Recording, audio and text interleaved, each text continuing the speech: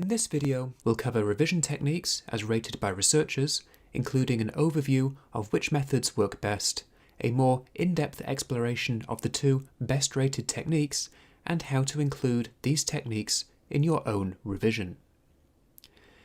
The evidence discussed here is based on findings from a systematic review by Dunlosky et al. In 2013. These researchers examined all the existing data they could find on exam revision and memory retention, so that they could rank the most frequently used revision techniques in order of effectiveness.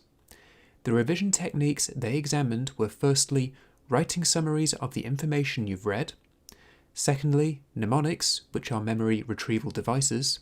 These range from complex memory palaces to simple devices like the never eat shredded wheat rhyme for remembering the points on a compass. Thirdly, they looked at generating explanations for facts and concepts, as opposed to simply copying out large chunks of text. Fourthly, they looked at highlighting and underlining key passages of text to see if this really does help you retain information. The fifth technique they studied was practice testing, where you test how much you've learned by using past papers, practice questions, flashcards, and anything else that replicates the process of memory retrieval in an exam setting. The sixth technique was rereading passages of text repeatedly. Next, they looked at distributed practice, where you space out revision material over time, i.e., the opposite of cramming. Finally, they looked at visualization, where you form mental imagery to go alongside the text you need to remember. After synthesizing the existing evidence to support these revision techniques, the researchers categorized them as having high, medium, and low rates of success. These are the results. In short, they found that the two most successful revision techniques were practice testing and distributed practice.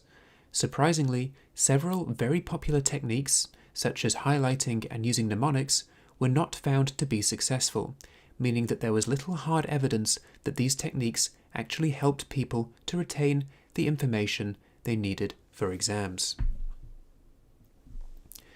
The good news is that the two top-rated techniques can be used alongside any of the others to make sure that all the information really sticks.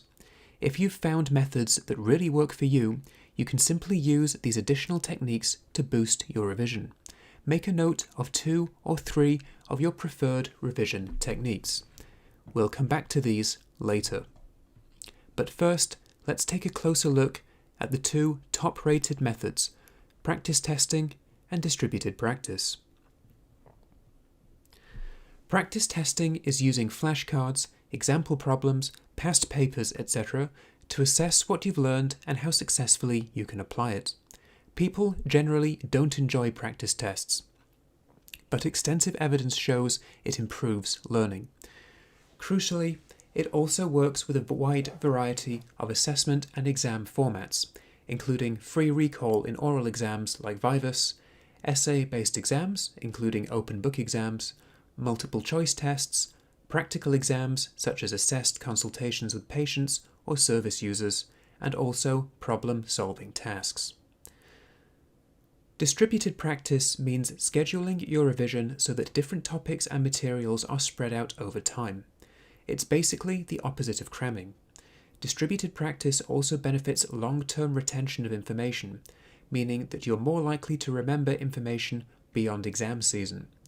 This is particularly important if you're moving between one academic stage to another and need to use the information from one year to progress into the next year of study.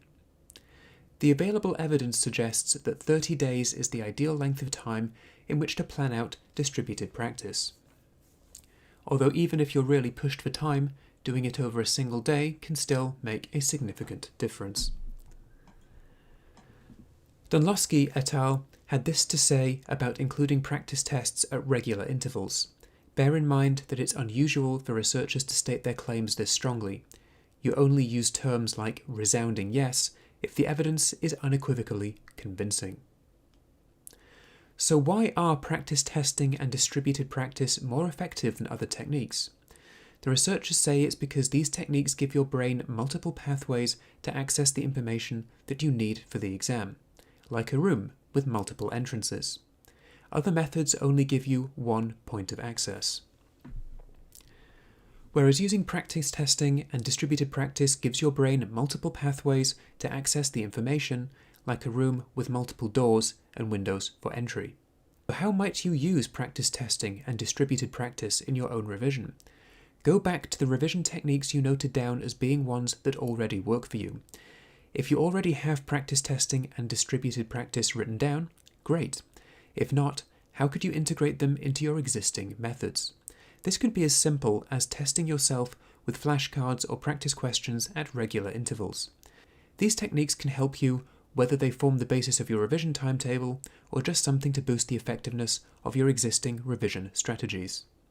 If you'd like to discuss revision in more detail, visit the library website to book a drop-in or contact us on academicskills@newcastle.ac.uk. If you want to read or cite the article by Dunluski et al., here is the reference. You can also find more information on exams and revision at these links.